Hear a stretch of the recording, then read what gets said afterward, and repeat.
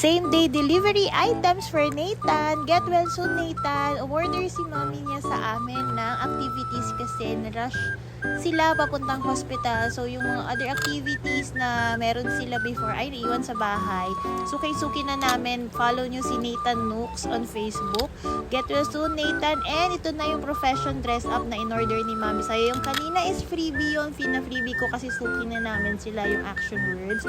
Ayan, pinakita kanina yung tao para tong paper doll if 90s baby kayo. Ayan. This one naman about profession. Pero may mga damit din siya kanina. For example, this one, ang napili kong gawin sa kanya ay yung construction, ano ba yung nakalagay? Builder.